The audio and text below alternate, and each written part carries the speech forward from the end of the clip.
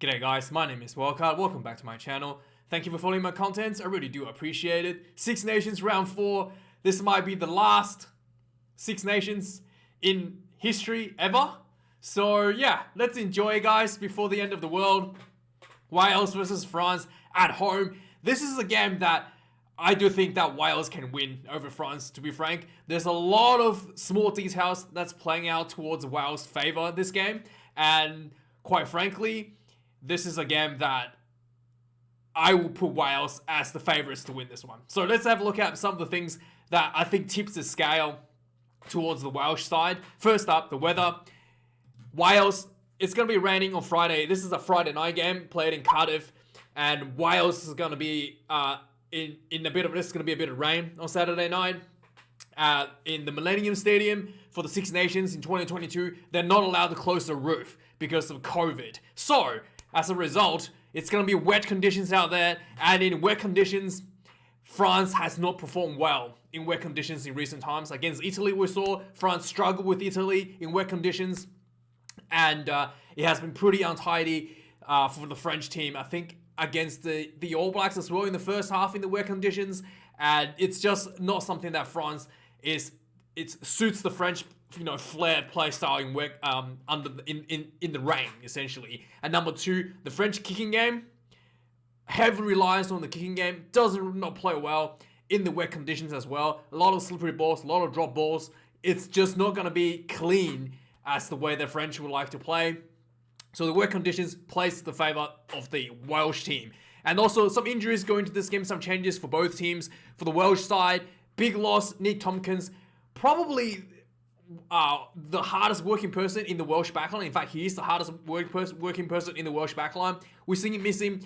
Jonathan Davies steps up into his position at number 12. So that's a big loss to the Welsh side. But Wales did get the return of Rhys-Lewis Zammit. He was dropped.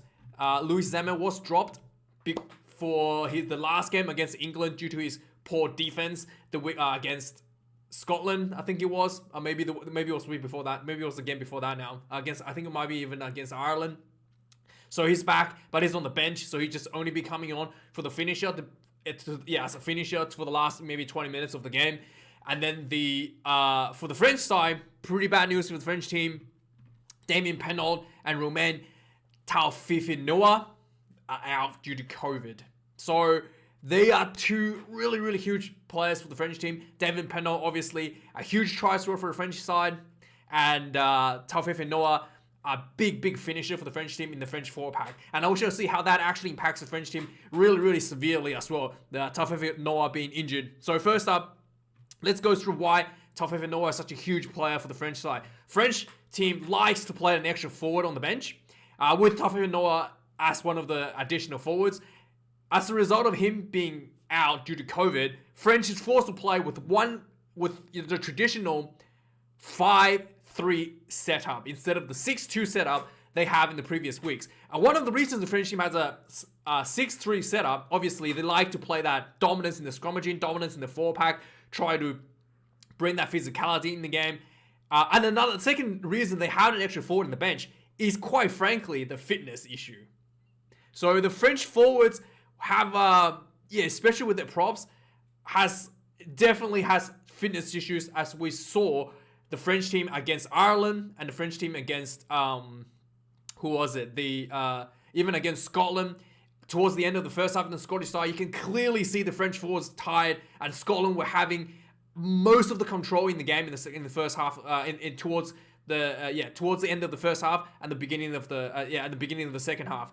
And the same thing happened in Ireland. It was more towards the beginning of the second half where Ireland really took dominance over the French team. And you can see it visibly. The French forwards were tired. And there's clear low in the French side during those two periods before the reserves were able to come on. And that really makes a big difference for the French side to keep up their replenish the energy of the team, having the reserves coming off in the second half. And having one less forward, that is going to be further exposed against Wales. And this could be a big point where France might lose out in the overall matter of the game. And also we saw Demba Bamba not playing in the tight head position. Mohamed again, one of the players who's really big, but he's not as fit as Demba Bamba coming off the second half. So this could be a huge issue for the French side. We'll have to see how that plays out. And obviously, so just to give you an idea what the difference is, right? The fitness difference. So we can look at some stats to give a better feel for this sort of stuff. So if you look at the French team, right? We look at the tackle count for the French team. So we can see here. So TM is tackles made, right? We can see that Romain Ntamack has a bit of a tackling issue, 9 tackles, 4 missed tackles. And we can see that the tackle count for the French forwards, front rowers, 9, 2, 3 for the tight head props.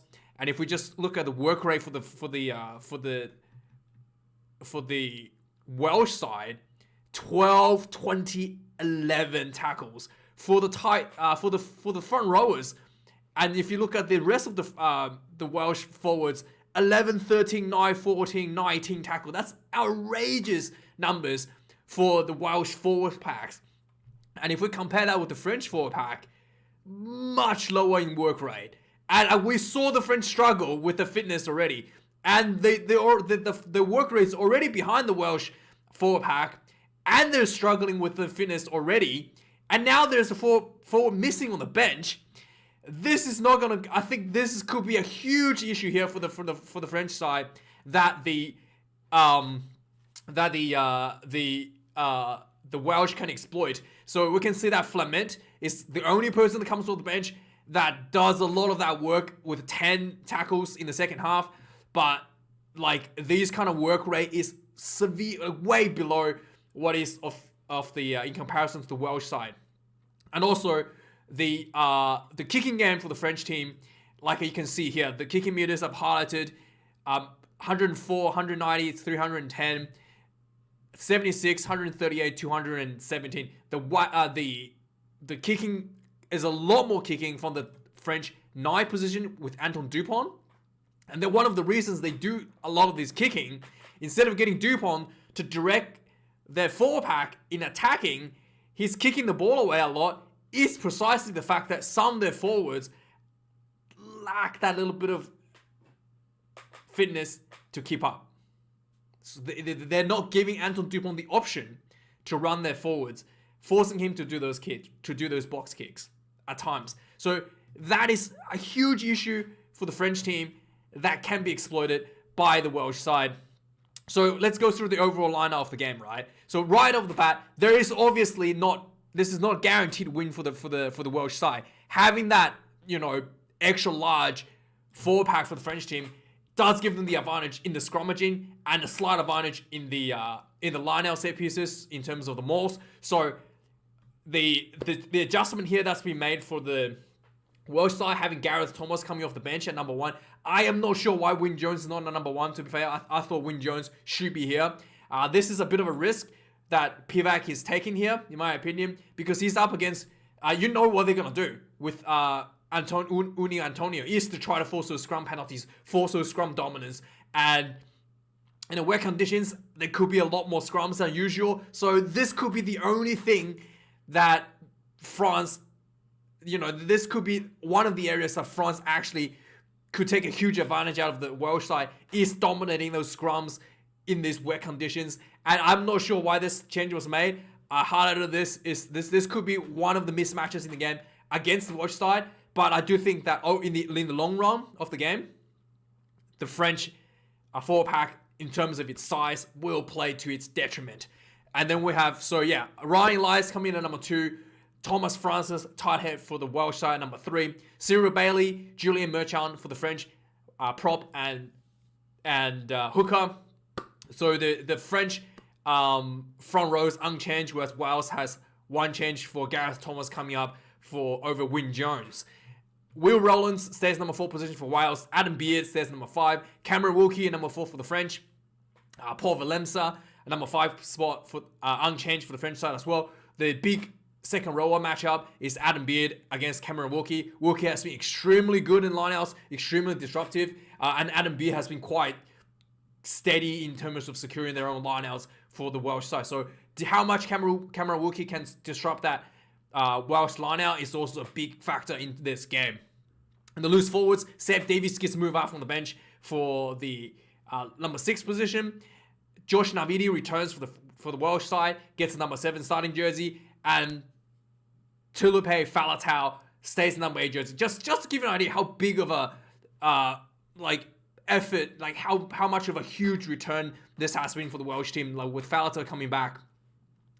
He's made by far the most tackles in the team. 19 tackles and 0 missed tackles. That is just absolutely outstanding work from any team to have. Like, it's just insane. You know, Ryan Elias, 20 tackles, 1 missed tackles. Just insane, huge work rate for the Welsh side. So, and obviously for the French team, Francois Crocs, Anthony Gerlock at number 7, and Gregory Aldrich at number 8. This is I think the Welsh loose forwards definitely has a higher work rate over the French loose forwards, and if the Welsh can manage the game well, I do see that the breakdown is for the taking for the Welsh.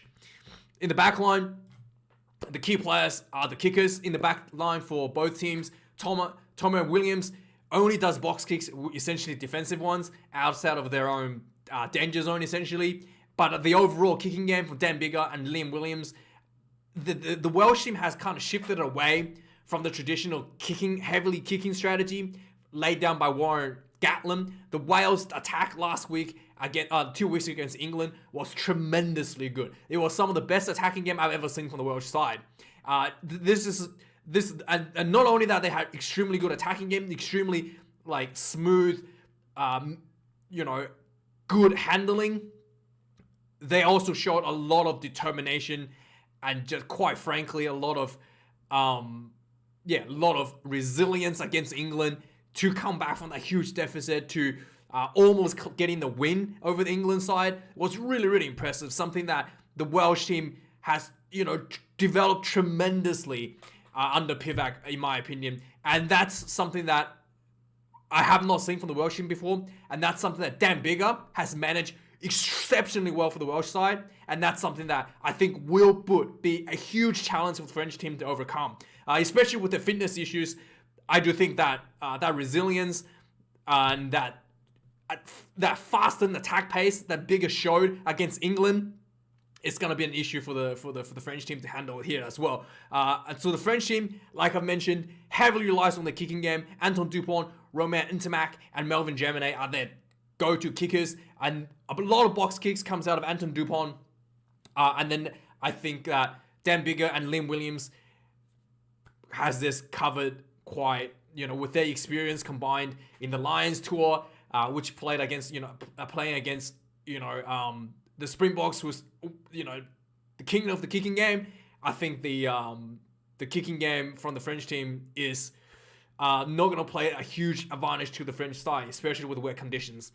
With the rest of the remainder of the back line, Josh Adams retains the number 11 jersey. Jonathan Davies comes off the bench to the number 12 jersey. The experienced, the veteran, comes in for Tompkins.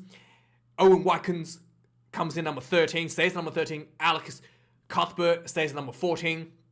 For the French side, Gabien Villiers returns to the number 11 jersey after getting a bit of injury following the Ireland game. Jonathan Dante stays on number 12, retains the jersey number 12. Gael Fickou, the probably most dangerous man in the French backline, stays number 13, and the most experienced player in the backline stays number 13 plays.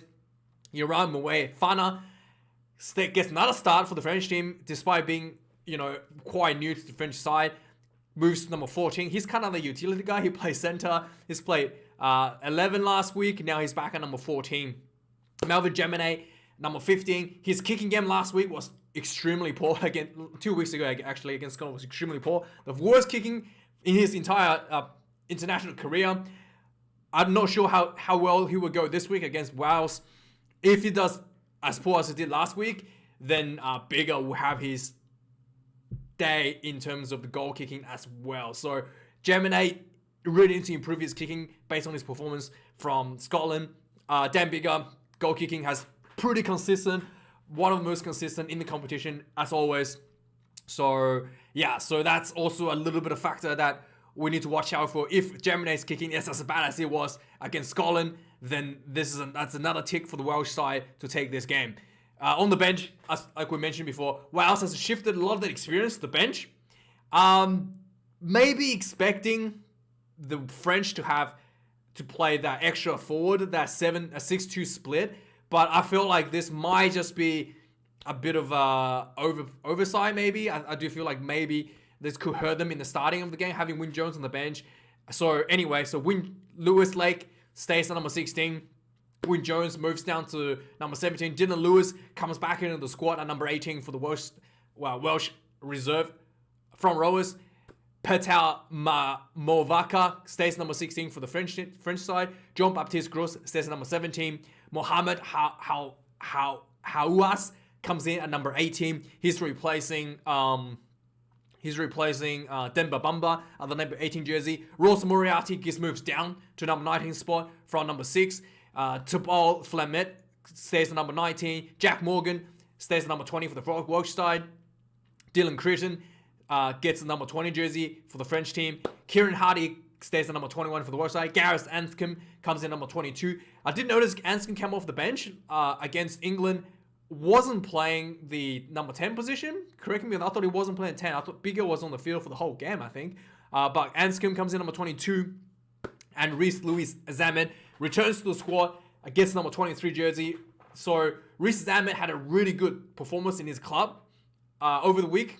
Last weekend, I think. So yeah, this is a huge call up to show that he's deserving of the Welsh jersey. His performance was a little bit poor, in my opinion, for the first round. So first couple rounds, I think it was. So yeah, it's good to see that he finally earned himself back in the fold.